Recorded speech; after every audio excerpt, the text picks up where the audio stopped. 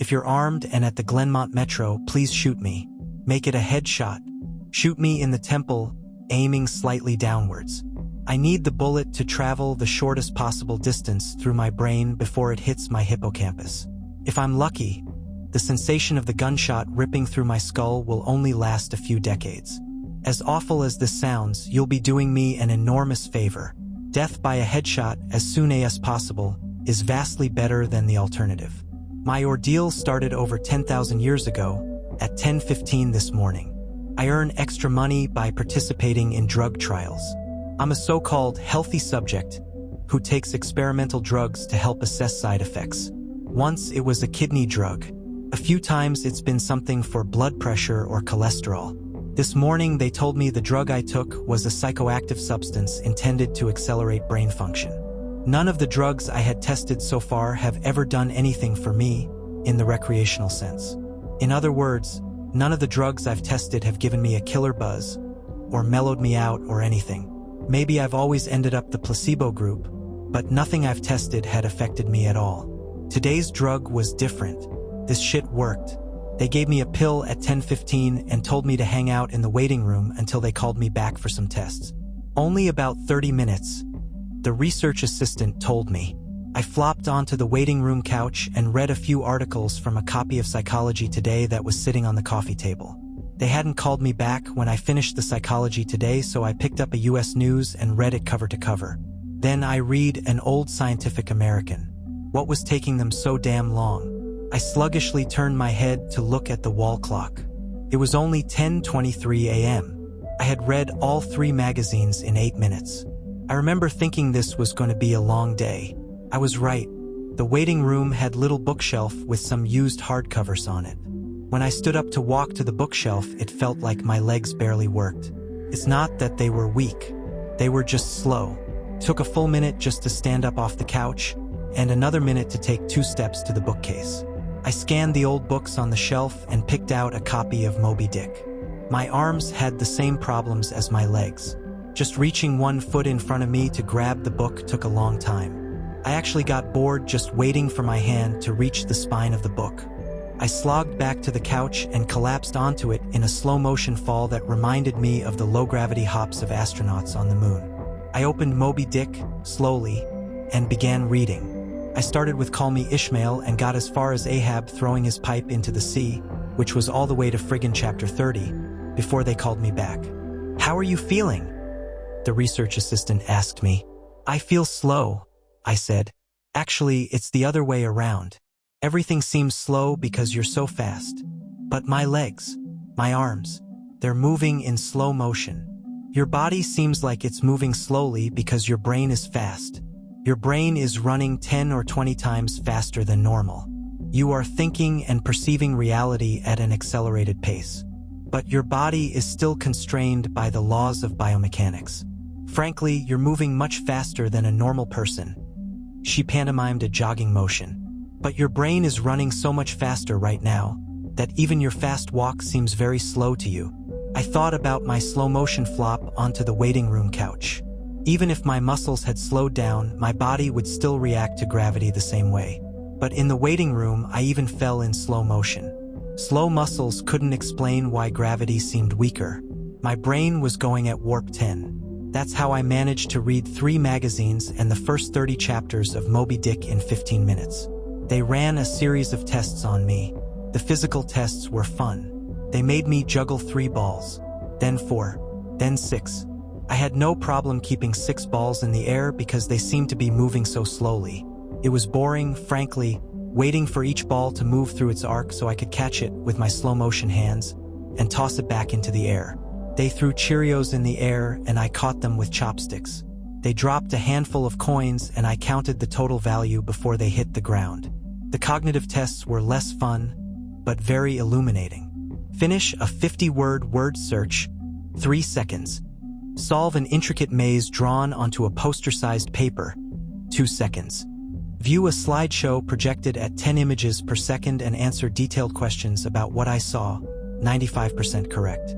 They told me I measured over 250 on the Knopf scale. Apparently, that's deep into the superhuman range of thinking speeds. Then they sent me home. It'll wear off in a few hours, they said, which will seem like days to you. Try to use the residual effects to get some work done. Catch up on work emails while you're still in high-speed mode. The ride home was horrible. It was only 3 metro stops, and in real-world time, it only took about 35 minutes. But in my drug-accelerated hypertime, it felt like days. Days. Just walking out of the medical research suite to the elevator seemed like it took an hour. I sprinted out of the office, willing my legs to push me faster. But the laws of biomechanics held me prisoner. As accelerated as my brain was, I couldn't do anything to make my legs work faster.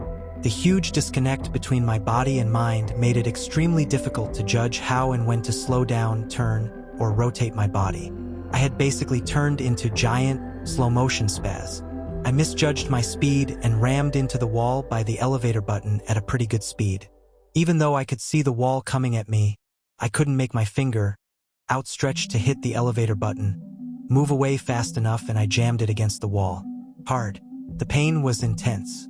If my brain had been running at regular speed, it probably only would have hurt for 30 seconds or so. But in my accelerated state, the intense pain seemed to last for half an hour. 45 minutes, maybe. The elevator ride was horrible.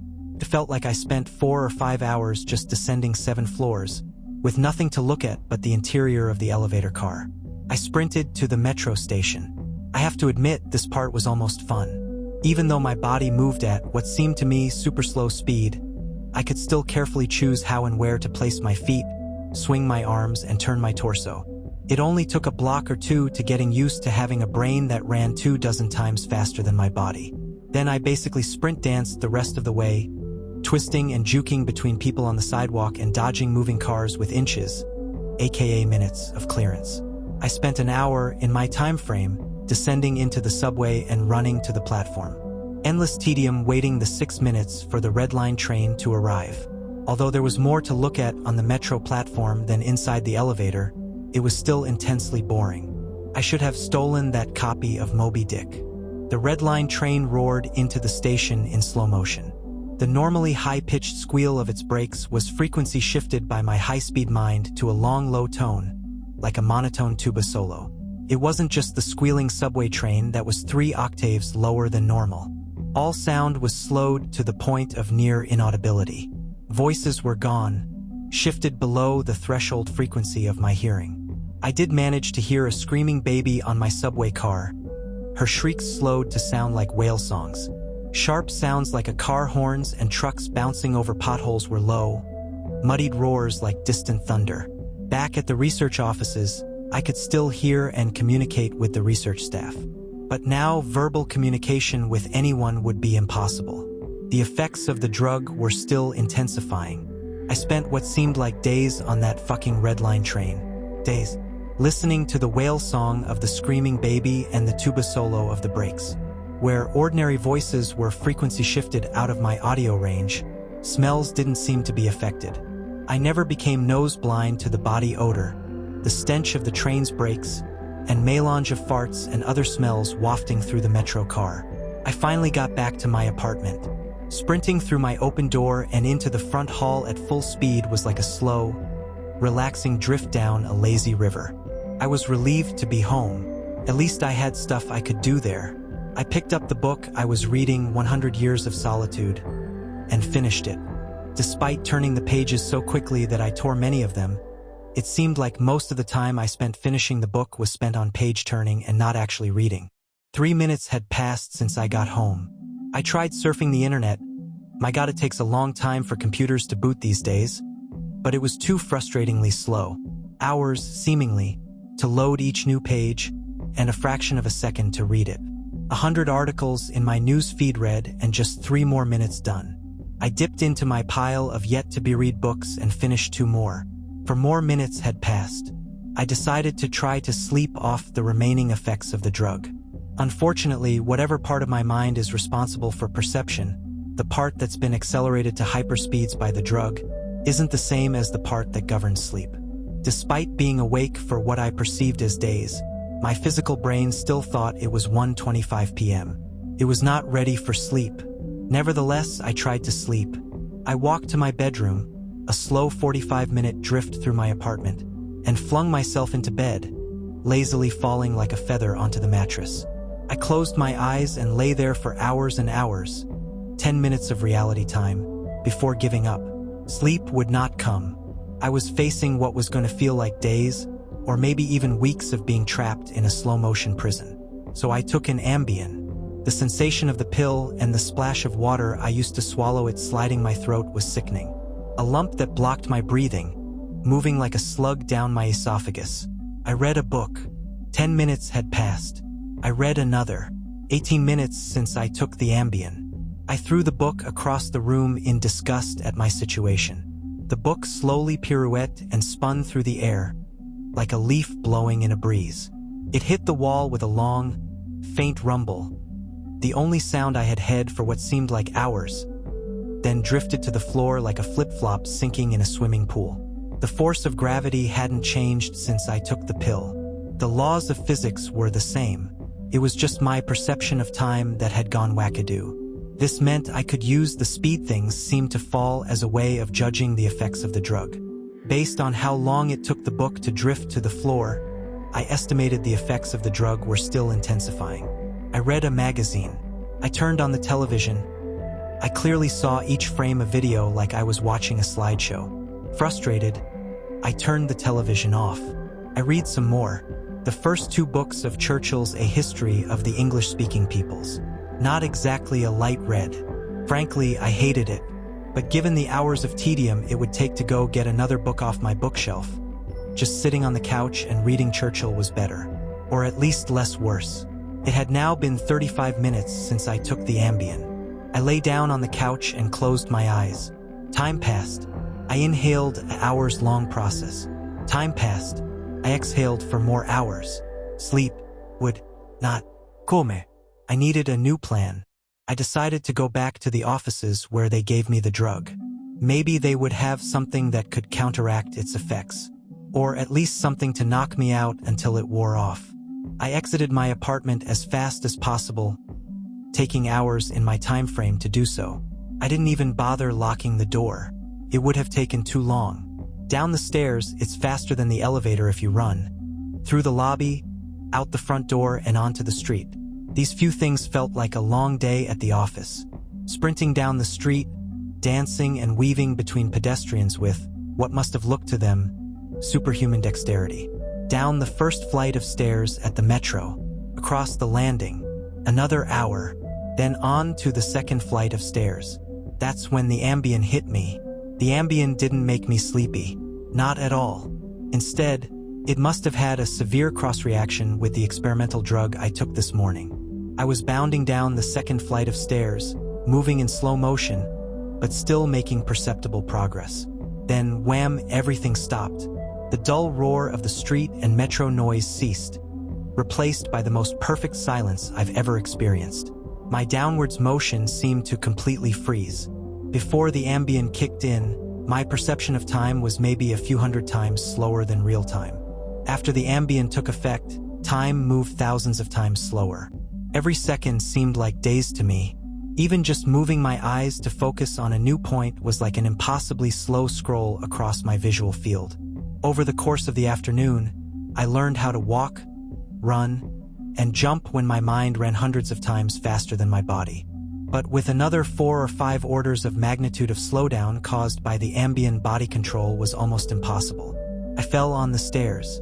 Even though I was all but frozen in mid-step, controlling my muscles was impossible. I commanded my foot forwards for hours, then backwards for hours more when it seemed like I would miss the next step. Hours attempting to adjust the angle of my ankle, then readjusting when it felt wrong. Despite these efforts, I rolled my ankle on the next step. The pain wasn't at all mitigated by the slowness. Hours of increasing strain on my bent ankle. The nerve signals that send pain into the brain must work differently than the nerves in my ear. Sonic energy was spread out over time, diluted until it was imperceptible. Pain flowed into my brain undiluted by the change in my perception of time. Hours and hours of increasing weight on my turned ankle turned into hours of increasing pain upon increasing pain. I pitched forwards, my high-speed mind completely unable to control my low-speed body. I drifted downwards for days, managing to rotate my torso enough to keep my head from impacting the ground first. I eventually landed on my right shoulder. At first, the impact wasn't even noticeable. Then I felt a slight pressure in my shoulder as it came in contact with the ground. The pressure grew, bringing increasing pain for hour upon hour. My shoulder finally gave out, popping out of its socket with an endless sickening tug. I came to a stop days later, crumpled onto the ground, staring at the ceiling. The pain in my shoulder still screaming with the intensity of a fresh, violent injury. I had plenty of time to think during that fall. If every second seemed like days to me, then each minute of real-world time would be like years. Even if the drug cleared out of my system in the next 2 or 3 hours, this nightmare would seem to last centuries. By the time I hit the ground, I had a plan. I would somehow get to the platform and throw myself in front of a train. I twisted onto my hands and knees, days of my dislocated shoulder crying for relief.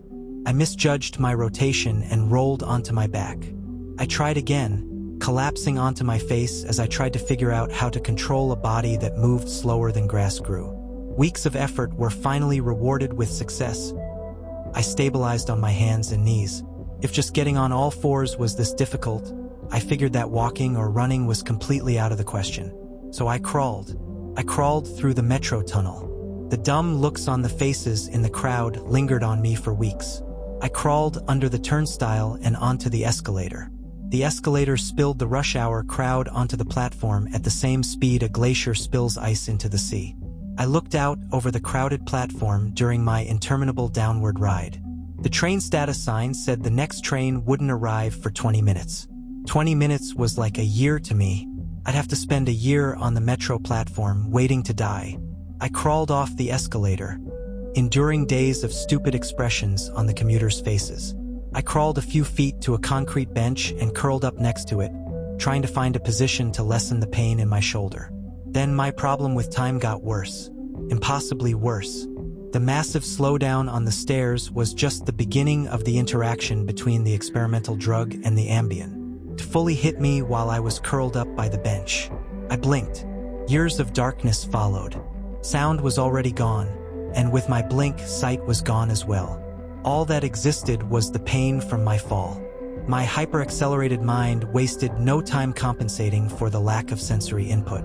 Voices spoke to me. They sung to me in languages that never existed.